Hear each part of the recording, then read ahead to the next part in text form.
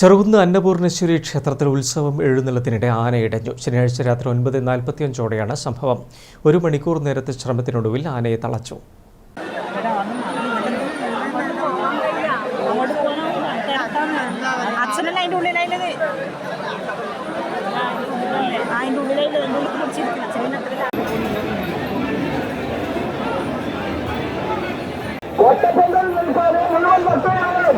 തൊട്ടടുത്ത വീടിന്റെ ഗേറ്റിനുള്ളിലേക്കും ക്ഷേത്രത്തിന്റെ അകത്തേക്കും സേവാസമിതി ഓഫീസിലേക്ക് കടന്നു വരിക.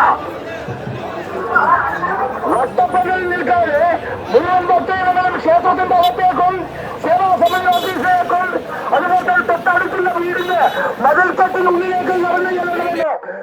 ചെറുകുന്ന് അന്നപൂർണേശ്വരി ക്ഷേത്രം ഉത്സവം എഴുന്നള്ളത്ത് ക്ഷേത്രത്തിൽ അവസാന വട്ടം വലംവെക്കുന്നതിനിടെയാണ് ആന ഇടഞ്ഞത്. ദേവിയുടെ തിടമ്പേറ്റിയ ആന പെട്ടെന്ന് ഇടയുകയായിരുന്നു. വട്ടപ്പന്തലിൽ ഉത്സവം കാണാനെത്തിയ ജനങ്ങൾ പരിഭ്രാന്തരായി ചിതറിയോടി. ഇടഞ്ഞ ആന സമീപത്തെ കൂറ്റൻ നിലവിളക്ക് തട്ടിത്തെറിപ്പിച്ചു.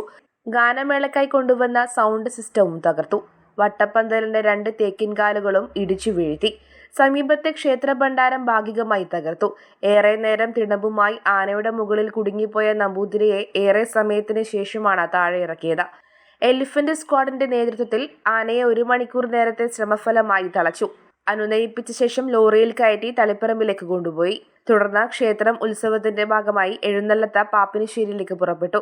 ആനയെ ഒഴിവാക്കി തിടമ്പ് ശിരസിലേറ്റിയാണ് എഴുന്നള്ളത്ത് നടന്നത്. പറശ്ശിനി ദേശവാസികളുടെ നേതൃത്വത്തിൽ ആചാര വെടിക്കെട്ടും നടന്നു. സേവാസമിതിയുടെയും പോലീസിന്റെയും ഇടപെടൽ ആളപായമൊന്നുമില്ലാതെ പ്രശ്നം പരിഹരിക്കാൻ സാധിച്ചു. News bureau, Pazhayangadi.